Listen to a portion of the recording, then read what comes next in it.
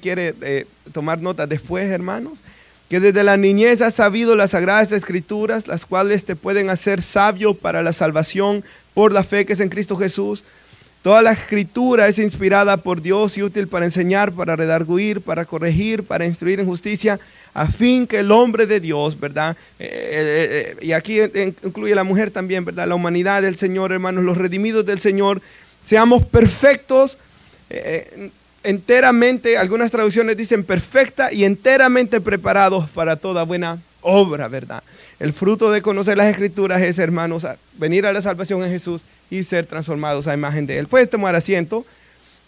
Ya oramos, ¿verdad, hermanos? Antes de dar inicio. Y hermanos, yo quiero decir esto antes de comenzar. También si nuestra hermana puede poner 2 de Pedro 1:19 al 21. Antes de que entremos a todos los conceptos que vamos a estudiar hoy, inspiración, inerrancia, ¿verdad? Que la Biblia es infalible y todas estas cosas que vamos a meditar hoy sobre las Escrituras, es muy importante, hermanos, de que recordemos de que si solo sabemos las definiciones y si solo sabemos los conceptos, los recordamos que yo voy a predicar hoy o enseñar hoy, eso no es suficiente. Necesitamos, hermanos, leer las Escrituras teniendo comunión con Dios, ¿verdad? Me recuerdo que el pastor Tony Merida, cuando uno es plantador de iglesias con Zen Network, ellos le dan la opción a uno de ir entre los 4 años, que el mío, yo ya acabé mis 4 años este agosto, de poder ir a un retiro para plantador de iglesia con su esposa en Boston, era el más cerca de nosotros. Ellos pagan un hotel, hermanos, y es la única vez que yo he estado en un hotel, yo no sé si era 3 o 4 estrellas, hermanos, pero ese, que yo hasta tomé la foto, ¿verdad, hermanos? Que salía ahí. Y decían, dentro de la invitación, ¿verdad? Ellos le pagaban a uno por ir y para aprender y estar con muchos plantadores de iglesia, hermanos. Yo tomé un video, si ustedes recuerdan, habíamos como más de 1000. Había un taller antes sobre predicar la palabra de Dios de una manera cristocéntrica. Yo me recuerdo una frase que el hermano dijo debemos leer las Escrituras con un corazón que adora a Dios. Y debemos leer las Escrituras para encontrarnos con Cristo. Hablando de encontrar a Cristo en el Antiguo Testamento, encontrar a Cristo, ¿verdad? Predicar a Cristo desde el Antiguo Testamento, obviamente desde el Nuevo Testamento. Pero leemos las Escrituras, hermanos, para venir a la salvación que es en Cristo Jesús, para tener comunión con Dios, recuerden. No estudiamos la Biblia, hermanos, como se estudia. Yo ahorita estoy estudiando historia de la iglesia, estoy leyendo el libro, estoy aprendiendo fechas. Cada 12 capítulos tenemos un examen, ¿verdad? Y trato el concilio de Nicea fue en tal año, el edicto de Milán fue en el año 313. No es así el estudio de la Biblia. No es memorizar fechas por memorizar. El estudio de la Biblia es tener comunión con Dios, ¿verdad, hermanos? Eso es. Y hermanos, en primer lugar, nosotros creemos que la Biblia es inspirada. Dice el versículo 16, lo tenemos. 2 de Timoteo 3:16, toda la Escritura es inspirada por Dios. Entonces nosotros creemos, hermanos, que sí, la Biblia fue escrita por hombres que fueron divinamente inspirados por Dios. Y sabemos, hermanos, que se cree que fue alrededor de unos 40 diferentes escritores que vivieron, hermanos, desde Moisés hasta el apóstol Juan, quien escribió Apocalipsis, en unos 1500, 1600 años de distancia de uno al otro. La mayoría de ellos no se conocieron, hermanos, pero escribieron un libro, ¿verdad? Alguien me decía de que no creía que la Biblia había sido escrita por 40 diferentes, sino por uno, porque miraba una unidad en la escritura. Pero es comprobado, ¿verdad? Hasta en las cuevas, hermanos, los rollos del mal muerto que fueron encontrados, hermanos. Hay rollos que los arqueólogos dicen que datan a muchísimos años atrás, hermanos. No se puede negar que ellos no se conocieron entre sí, pero escribieron, hermanos, la palabra de Dios, siendo inspirados por el Espíritu Santo. Y aquí nos dice la Biblia que tenemos la palabra profética más segura, a la cual dice ustedes hacen bien en prestar atención, en estar atentos, ¿verdad? A la palabra de Dios como una lámpara que brilla en un lugar oscuro, hasta que el día despunte y el lucero de la mañana, que Apocalipsis dice que es Jesús, ¿verdad?, aparezca en sus corazones. O sea, La palabra de Dios es una antorcha, hermanos, es una luz en medio de la oscuridad hasta el día que venga Cristo, ¿verdad? Vivimos en un mundo lleno de oscuridad, hermanos. La palabra de Dios es la luz que nos guía hasta el día que venga Cristo. Pero ante todo, sepan esto, dice, que ninguna profecía de las Escrituras es asunto de interpretación personal. Eso de interpretación, hermanos, en el idioma original, esa palabra da a entender de que ellos no se le inventaron, es lo que está diciendo aquí Pedro. Pues ninguna profecía fue dada jamás por un acto de voluntad humana. Ellos no querían recibir la profecía, fue Dios quien la mandó. Sino que hombres inspirados por el Espíritu Santo hablaron de parte de Dios. Nosotros creemos que la Biblia fue escrita por hombres, pero hermanos, que fueron inspirados por Dios. Y recuerda, hermanos, que nosotros creemos en la inspiración verbal y plenaria de las Escrituras.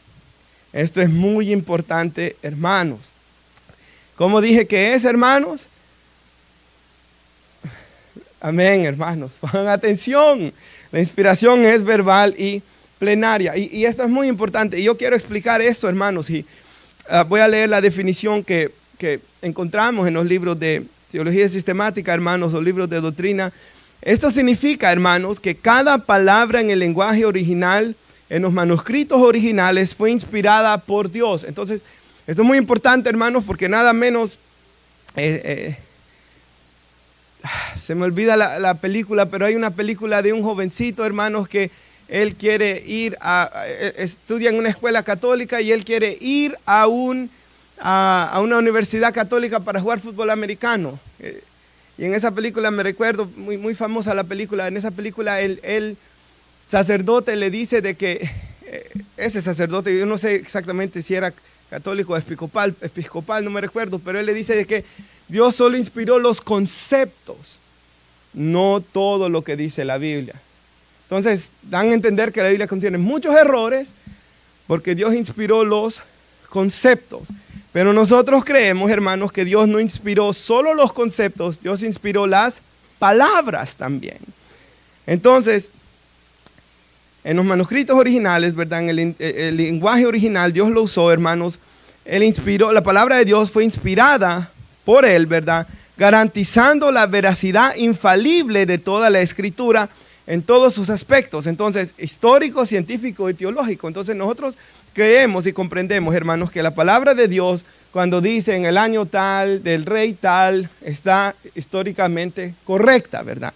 En todo lo que habla en cuanto a la creación, y en todo lo que habla, hermanos, en cuanto a teológico, está dando a entender la palabra de Dios, ¿verdad? El conocimiento de Dios. La Biblia, hermanos, es inspirada en todo, en su totalidad.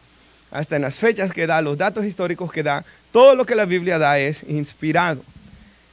El Espíritu Santo, dice esta definición, no solo guió las ideas, que es lo que en esa película daban a entender, ¿verdad? No solo guió las ideas, sino que también la selección de cada palabra por parte de los autores humanos, quienes utilizaron sus propios estilos y personalidades.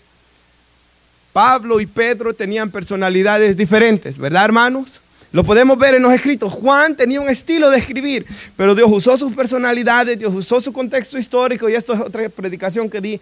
No es para hoy esta parte, ¿verdad? Pero Dios usó sus propios estilos y personalidades sin que esto alterara la revelación divina.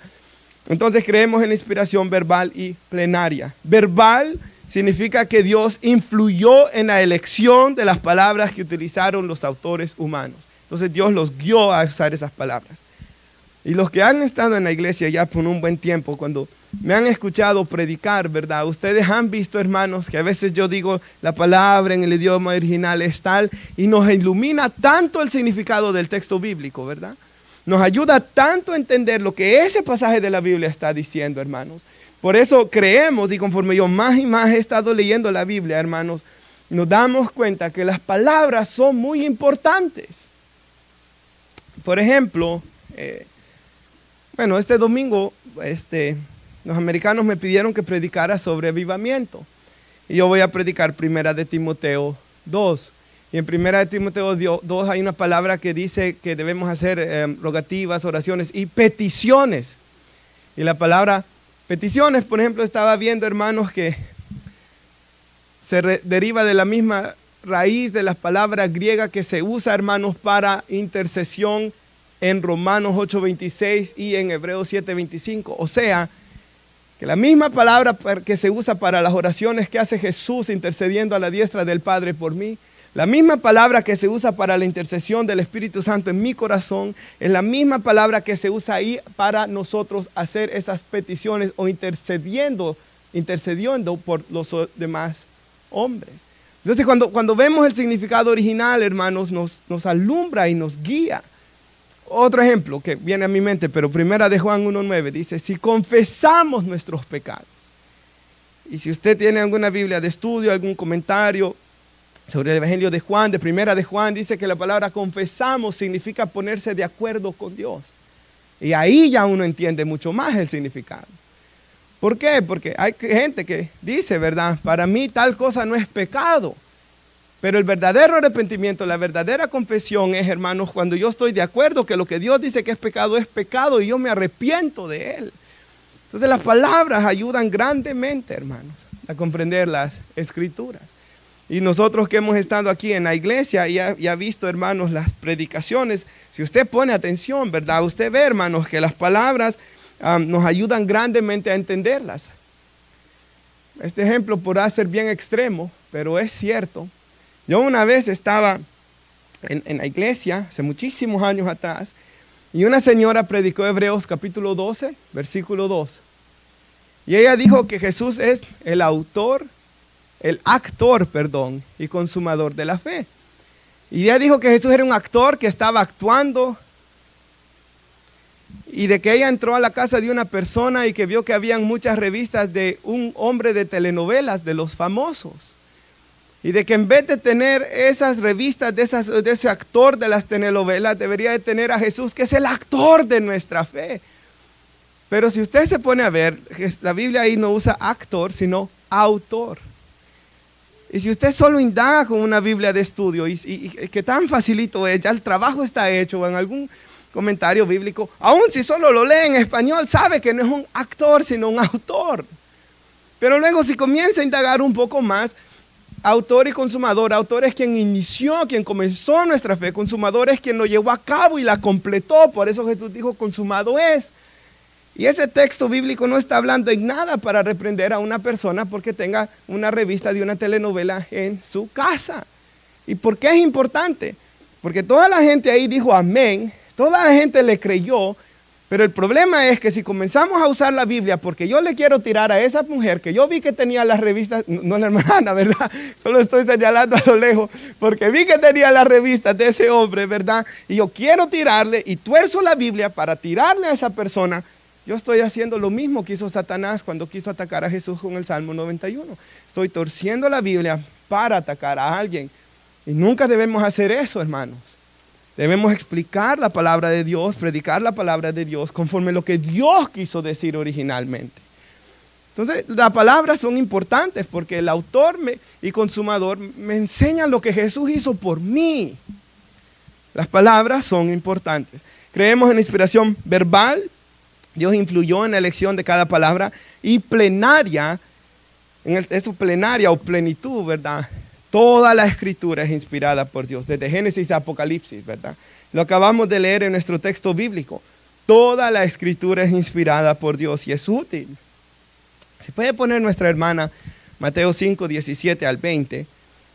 Miremos aquí, hermanos, lo que Jesús dice en cuanto a, y por esto yo creo esto, hermanos, de que cada palabra es inspirada en la Biblia, porque mire cómo lo dijo Jesús. No piensen que he venido para poner fin a la ley o a los profetas. No he venido a poner fin a lo escrito por Moisés, ¿verdad? No en el sentido de que ponerlo a un lado, no he venido para poner fin, sino para cumplir. Él vino a cumplir, en Jesús se cumple la ley y los profetas. Porque en verdad les digo, y hasta que pasen el cielo y la tierra, mira ahí, no se perderá ni la letra más pequeña, ni una tilde de la ley, hasta que todo se cumpla. Yo quisiera explicar. En la Biblia de las Américas dice ni la letra más pequeña. En la Reina Valera dice ni una J ni una tilde. Y yo, hermanos, si usted busca un poco de información, lo que Jesús dice ahí, la J se refiere a la letra más pequeña del alfabeto hebreo. O sea, la letra más pequeña, que era un trazo delgado de la pluma, como un acento, hermanos. Mi nombre tiene un acento, ¿verdad? En una de las letras, como un acento, hermanos, o un apóstrofe, ¿verdad? En inglés. Y la tilde es una diminuta extensión de una letra hebrea. O sea, regresa, hermana, por favor, al 19. No se perderá, pasará antes que pase el cielo y la tierra, o sea, antes que se destruya todo, no se perderá ni la letra más pequeña, ni una tilde, ni lo más pequeño. O sea, Jesús está diciendo que hasta esas pequeñas cosas del Antiguo Testamento eran, ¿qué? Inspirados. Amén, hermanos. Entonces nosotros creemos, ¿verdad? En la inspiración verbal y plenaria. Cada letra, aún lo más pequeño de las letras, cada palabra, hermanos, toda la escritura de principio a fin es inspirada por Dios. Y eso es muy importante, hermanos, para nosotros saber por qué somos miembros de la iglesia, ¿verdad? La Biblia es inerrante. Si usted ha escuchado esas palabras, inerrante, infalible. Inerrante significa que no contiene ningún error, no tiene mezcla de error y verdad. Hermanos, la Biblia es completamente verdad, completamente, hermanos, santa, no tiene ningún error, ¿verdad? Y hermanos, también la Biblia es infalible. Si usted escucha esa palabra infalible, significa que es completamente confiable, que todo lo que dice es bueno, que todo lo que enseña es bueno, hermanos. Ahora, esta siguiente es muy importante. Ahora he dicho, ¿verdad? Creemos en inspiración verbal y plenaria, cada palabra, todos los libros de Génesis y Apocalipsis.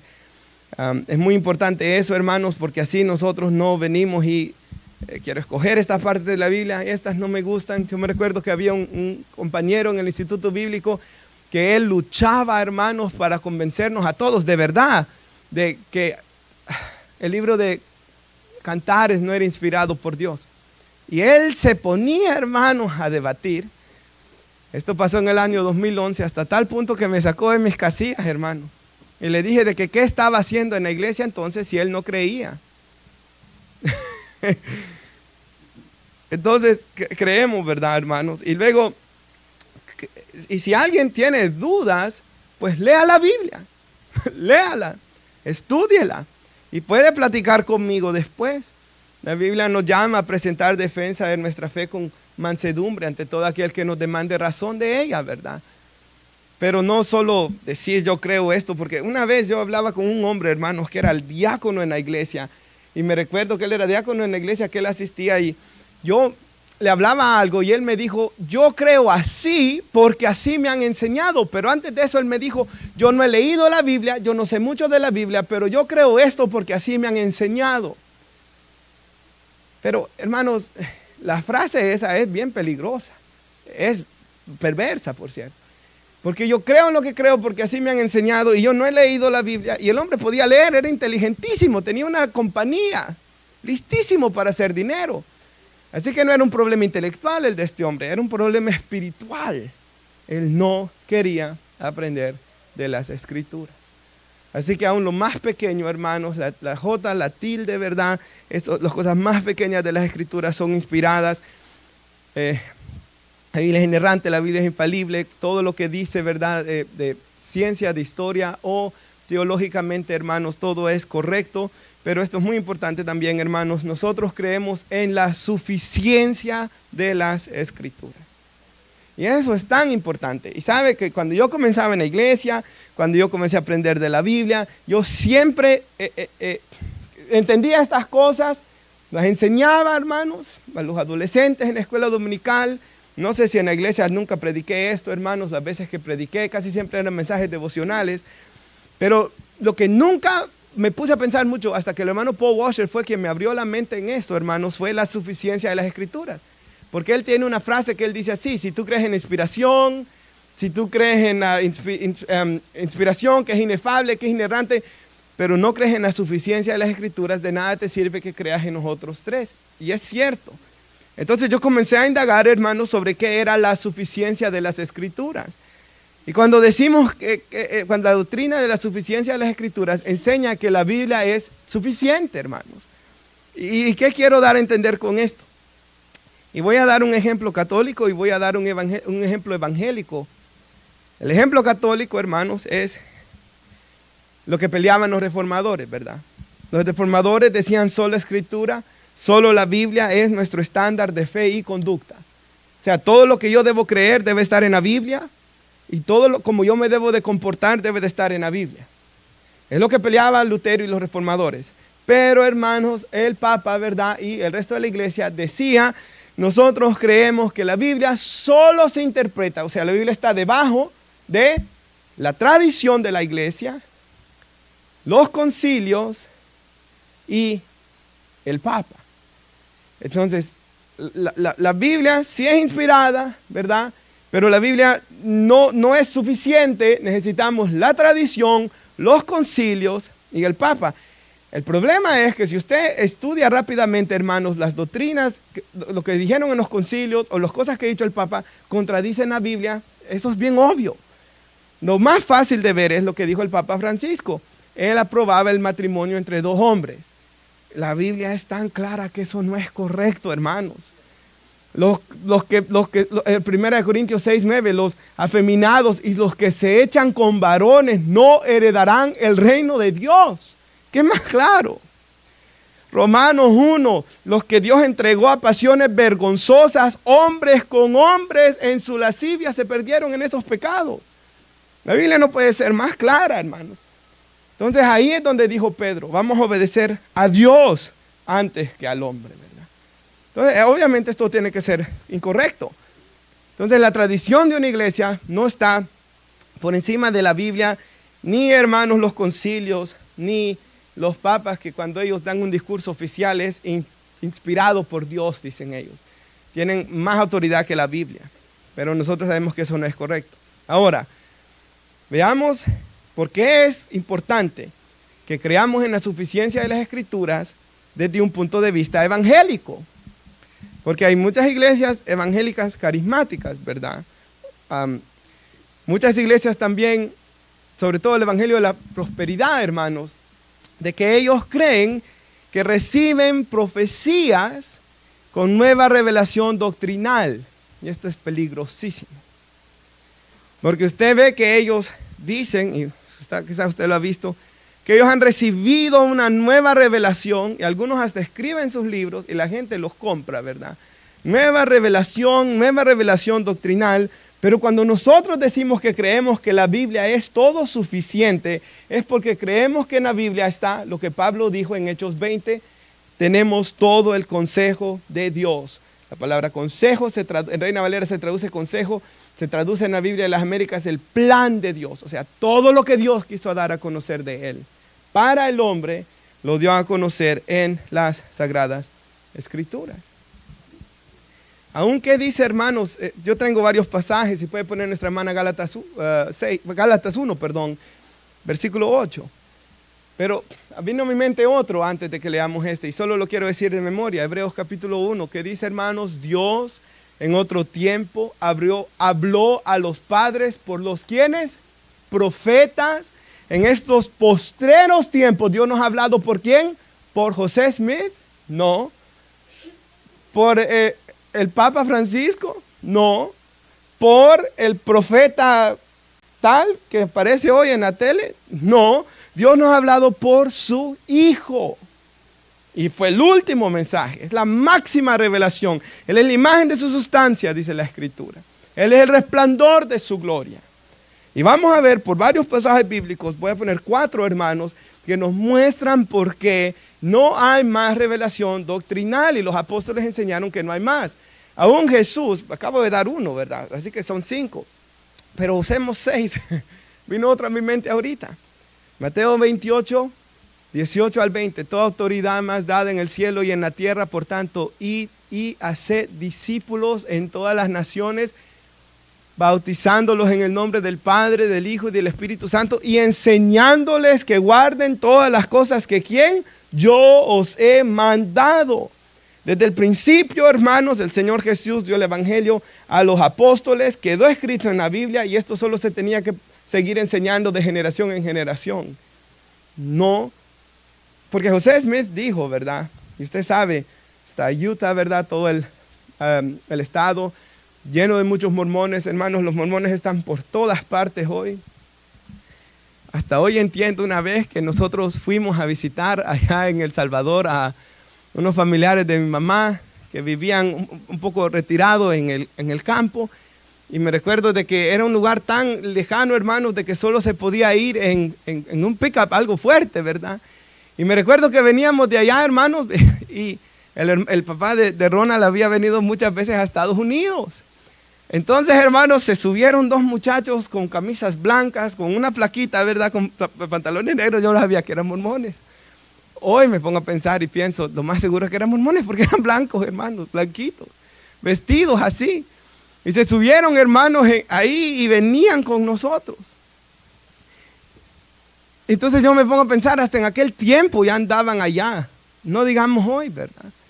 Andan por todo el mundo. ¿Y sabe qué es lo que José Smith les dijo? De que él fue a una cueva en Nueva York donde encontró las planchas de oro.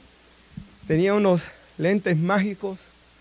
Que él recibió un nuevo evangelio del ángel. Está Moroni, ¿verdad? De hace mucho tiempo lo leí, hermanos. Pero él recibe revelación de estos ángeles, recibe revelación de esas planchas de oro, ¿verdad? Recibe esa revelación que solo él las vio, solo él tuvo esos lentes, ¿verdad? Y él, hermanos, dijo de que Dios le habló desde el cielo diciéndole: tú eres mi hijo amado en quien se complace mi alma, y porque eres mi siervo puedes tener 14 esposas, y los que te sigan a ti pueden tener 7 esposas, para que tengan muchos hijos y que por todos lados se expanda esto, ¿verdad? Pero la Biblia dice así: si aún nosotros o un ángel del cielo les anunciara otro evangelio contrario al que les hemos anunciado, sea anatema, que significa alguien que está bajo la maldición de Dios. Como les hemos dicho antes, también repito, ahora, si alguno les anuncia un evangelio contrario al que recibieron, sea ¿qué? Anatema. Y por eso, hermanos, debemos orar, porque hay muchos mormones que se han convertido y luego han contado, hermanos, de cosas terribles y feas que aún hicieron. Debemos orar, hermanos, que Dios salve y habla a los ojos de estas personas, como abrió los ojos de nosotros cuando estábamos también en tinieblas. Ayer, cuando yo estaba orando en la noche, porque el miércoles, nosotros estábamos trabajando y fue un día de levantar muchas cosas pesadas, hermanos. No me recuerdo como cuántas bolsas de cemento, hermanos, y porque hicimos un deck y madera y madera y madera y madera y madera. Entonces yo me recuerdo que al final del día, en la casa, ¿verdad? Donde estábamos, fui al baño. Y usted sabe que uno siempre ve el teléfono, ¿verdad? Y cuando vi el teléfono, hermanos, vi lo que había pasado con Charlie Kirk, ¿verdad? Y cuando estaba viendo, hermanos, eso, y lo peor de que en el canal que yo lo vi, estaba a acabar el video bien de frente, el más gráfico de lo que a él le sucedió. Entonces, hermanos, como lo vi, ya me quedó eso. Y ya estaba yo tratando de ver más. Busqué otra vez el video, se los enseñé en el trabajo a ellos. Y bueno, ya el resto del día, hermanos, bueno, después fuimos a orar por la familia en Anápolis. Y después, pero aún con el hermano Marvin, veníamos hablando de eso en el carro. Llegué a la casa en la noche tratando de ver más sobre eso, la verdad, hermanos. Pero luego el jueves, cuando estaba orando en la noche, porque usted sabe que ahorita eso está horrible, ¿verdad? Entre la derecha y la izquierda, las peleas y todo eso. Vino a mi mente el pasaje donde Jesús dice que en Mateo 9, de que Él mira a las multitudes y ve a la gente que andaba desesperada, angustiada, dispersas como ovejas que no tienen pastor. Y que Él tuvo compasión de las multitudes, porque Él las miraba como andaban de perdidas. Y es cierto, hermanos, de que se siente bien feo, ¿verdad? En esos videos de Charlie Kirk, cuando llegaban esos jóvenes, ¿verdad? Liberales, y se enojaban y le gritaban y se siente algo bien feo cuando uno los mira a ellos, pero a la misma vez, hermanos, yo me ponía a pensar, yo no creo que la cara de Saulo de Tarso fuera tan bonita, hermanos, cuando él andaba con el diablo metido persiguiendo a los cristianos, ¿verdad? Saulo de Tarso es alguien de la Biblia, por cierto. Yo no creo que su cara haya sido tan bonita, hermanos. Es más, yo no creo que la cara de algunos aquí haya sido tan bonita antes de Cristo, ¿verdad, hermano? Quizás usted hacía la cara bien fea cuando le hablaban del Señor. Entonces, hermanos, nuevamente todos estos conceptos que nos lleven a la misericordia y a la alabanza, ¿verdad? De que Dios ha abierto nuestros ojos, hermanos, por su gracia. Entonces, si puede poner nuestra hermana Efesios 2:20, por favor. Entonces, el evangelio, hermanos, si hay otro evangelio diferente, sea anatema, ¿verdad? La fe, Dios nos habló por los profetas, luego por su Hijo, la completa revelación de Él. Jesús dio el evangelio y se tenía que pasar en generaciones. Están edificados, dice, sobre el fundamento de los apóstoles y profetas, siendo Cristo Jesús mismo la piedra angular. Y en todo el edificio, bien ajustado. Siga, hermana, va creciendo para ser un templo santo en el Señor. Entonces, ¿quiénes pusieron el fundamento? ¿Quiénes pusieron la doctrina? Los apóstoles y los profetas. El fundamento, ¿cuántas veces se pone cuando uno va a construir algo, hermanos? Una vez. Mire lo que dice 1 Corintios 3:11. Entonces nadie puede predicar otro evangelio. Los apóstoles pusieron el fundamento. Y aquí dice la Biblia, pues nadie puede poner otro fundamento que el que ya está puesto. ¿El cual es quién? Jesucristo, hermano, Jesucristo. Él ya fue puesto, el fundamento ya fue puesto, la revelación ya está dada. Otro más, Judas 1:3. Amados, por el gran empeño que tenía de escribirles acerca de nuestra salvación, de nuestra común salvación, he sentido la necesidad de escribirles, exhortándoles a luchar como ardientemente por la fe, que ¿qué, hermanos? De una vez, ¿para cuánto? Para siempre fue entregada a los santos. Déjalo ahí. ¿Cuántas veces fue entregada la fe, hermanos, a la iglesia? Una. Entonces aparece José Smith, ¿verdad? Si aparece, hermanos, quien sea, si aparece uno de estos nuevos profetas, si aparecen, no están diciendo la verdad. Porque Jesús escogió a sus apóstoles, les dio la doctrina a ellos, quedó escrita en las escrituras y durante los siglos Dios ha bendecido a su iglesia con su palabra, hermanos. Y Dios dejó esto para que fuera el ancla, hermanos, de la iglesia. Porque si no tuviéramos la Biblia, usted se imagina, hermanos, qué locura viviéramos nosotros en este mundo. Así que creemos en la inspiración verbal y plenaria, ¿verdad? Toda palabra, toda la escritura, hasta lo más pequeño, hermanos, todo fue inspirado por Dios. Creemos que la Biblia es suficiente, ¿verdad? Hermanos, es nuestro estándar de fe y conducta, hermanos, es suficiente para alimentarnos, para guiarnos, para salvarnos. Y no necesitamos nuevas profecías ni tradiciones, ¿verdad? Y lo tercero, hermanos, que quiero concluir hoy es, la Biblia es la revelación de Dios a nosotros. La Biblia es, hermanos, cómo Dios se revela a nosotros.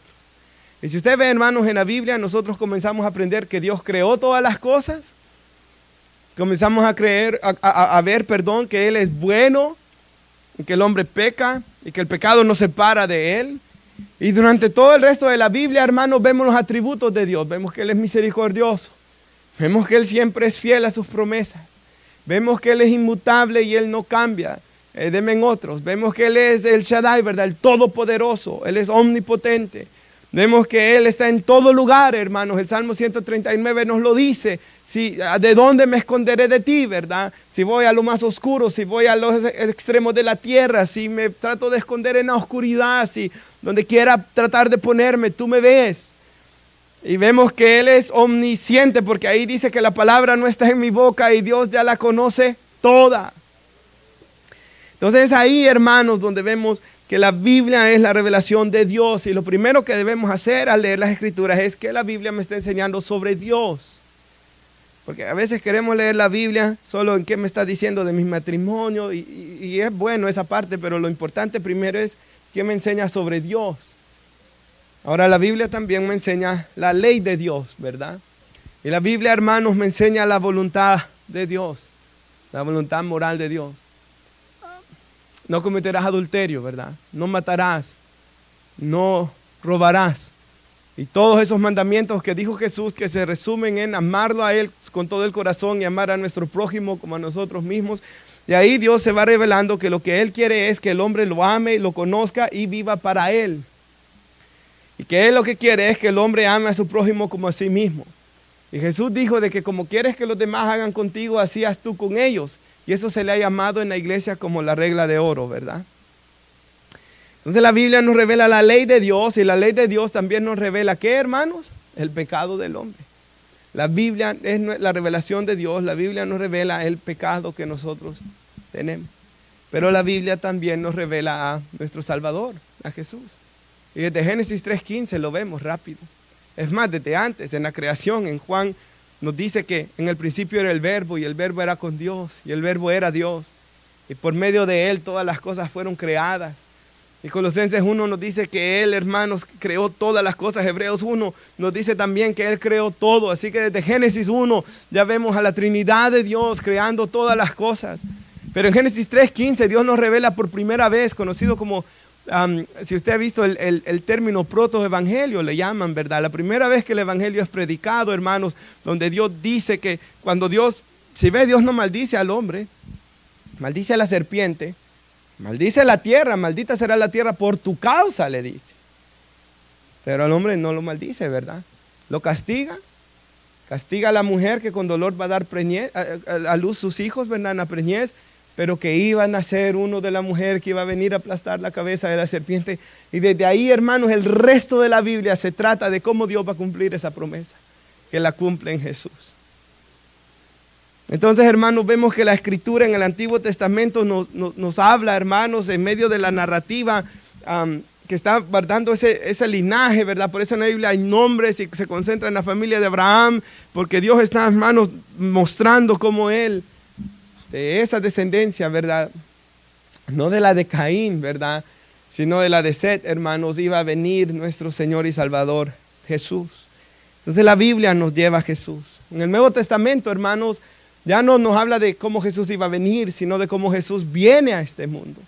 Y cómo Él vino y Él vivió la vida perfecta. Él fue tentado en todo, pero sin pecado. Y Él murió, hermanos, por nuestros pecados. Él resucitó dentro de los muertos, venciendo la muerte. Y Él está exaltado a la diestra del Padre, desde allá intercediendo por nosotros. Y que si nos acercamos al Padre abogado, tenemos para con Él en Cristo Jesús. La Escritura, hermanos, nos enseña, es la revelación de Dios. Así que conclusión nuevamente, ¿verdad? Creemos en inspiración verbal y plenaria. Toda palabra, hermanos. No solo las ideas, pero las palabras, hermanos. Toda la Escritura, de principio a fin, es inspirada por Dios. Creemos, hermanos, en la suficiencia de las Escrituras. Una vez para siempre fue dada la fe a los santos. Una vez, hermanos, para siempre se nos dio la Escritura. Creemos, hermanos, también que la Biblia es la revelación de Dios perfecta en Jesucristo. Por eso es que cuando en el Evangelio de Juan capítulo 14 le dice uno de los discípulos, Señor, muéstranos al Padre, ¿qué es lo que le dice? Tanto tiempo hace que estoy con vosotros y decís, muéstrame al Padre. El que me ha visto a mí, ha visto al Padre. ¿Por qué? Porque Jesús es, hermano, la imagen de su substancia, dice, el resplandor de su gloria, hermano. Él es como Dios se revela, porque no es la mejor ilustración, hermanos, pero cuando yo lo he dado en otras ocasiones, ¿verdad? Cuando usted dice de tal muchacho, es igualito al Padre, la cara del Padre, es la copia del Padre, ¿verdad? Yo sé que yo he dado el ejemplo de cuando vi al hermano Gilberto la primera vez. A él, pues, obviamente lo había visto varias veces porque fue mi alumno estrella, hermanos, en el instituto bíblico. Él sacó primer lugar. Le da risa a algunos porque él era mi único estudiante, hermanos. Era el único que llegó a 4º grado. Pero me recuerdo de que cuando vi a Andy por primera vez, no me tuvo que venir alguien y decir, hey, ese es el hijo de él. Solo de atrás los podía ver y ya sabía que era él, ¿verdad? Entonces, hermanos, pero no son iguales ellos exactamente, ¿verdad? Pero el Padre y el Hijo son exactamente igual. Entonces, cuando vemos a Cristo, ¿verdad? Vemos al Padre. En cierta ocasión me recuerdo de que Jasmine me dijo una vez que ella notó que en la iglesia cantábamos más alabanzas sobre Jesús que sobre el Padre o que sobre el Espíritu Santo. Y yo me puse a pensar, ciertamente, es que ella decía, es cierto lo que ella decía. Pero yo creo que en el Nuevo Testamento también se nos habla más de Jesús, aún que del Padre y que el Espíritu Santo. Y eso es cierto, hermanos, así es. ¿Y por qué es, hermanos? Porque es por medio de Jesús que Dios se dio a conocer al mundo. Y dice la Biblia que el que no tiene al Hijo, la ira de Dios está sobre él. Pero el que tiene al Hijo tiene al Padre. Así vamos a orar, hermanos. Leamos la Biblia para encontrarnos con Jesús. Leamos la Biblia para adorar a Dios. Que estos conceptos nos lleven, hermanos, a amar y a tener misericordia por las personas. Un pequeño consejo, ¿verdad? Yo sé que mencioné a Charlie Kirk, pero la Biblia nos dice ahí en 2 de Timoteo, si tiene la Biblia abierta, por ejemplo, todavía, 2:24, el siervo del Señor no debe ser contencioso, sino amable para con todos, apto para enseñar y sufrido. Él sí tenía ese error, ¿verdad? De a veces ser muy ofensivo, hermanos. Y no estoy hablando de cuando él decía la verdad, estoy hablando de a veces cosas extra que él decía. Pero hermanos, no pongamos tropiezo, ¿verdad? Sino que hermanos, no seamos contenciosos, sino amables para con todos, aptos para enseñar y sufridos. ¿Que con qué? Con mansedumbre. Una traducción, la Biblia de las Américas lo traduce como con ternura, porque es lo que da el idioma original a entender, una ternura, una humildad. Corrija a los que se oponen, por si quizás Dios les conceda que se arrepienten para conocer la verdad y escapen del lazo del diablo en el que están cautivos a la voluntad de Él, hermanos. Y ahora que nosotros vemos tanta división en el mundo, ¿verdad? Nosotros no estamos para hablarle al mundo de un partido político, que eso ahorita está, hermanos, horrible, ¿verdad? Nosotros estamos, hermanos, para hablarle al mundo de nuestro glorioso Señor y Salvador Jesús. Y de los, hermanos, valores que la palabra de Dios nos enseña. Y porque si comenzamos a tratar de promover, hermanos, el evangelio por medio de partidos políticos, ahorita está muy feo, ¿verdad? Tratemos de llevarlos a Cristo y a la Biblia, como los apóstoles hicieron. Y luego el Señor, yo escribí eso ayer, ¿verdad?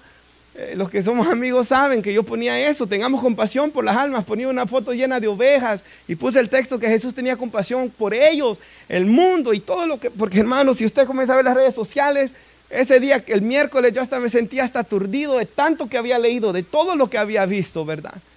Hermanos, apaguemos el teléfono mejor y leamos la Biblia. Empecemos tiempo con Dios y llenemos nuestra mente mejor de Él. Oramos. Padre, damos gracias, Señor, por su palabra. Oramos, Señor, que la enseñanza de hoy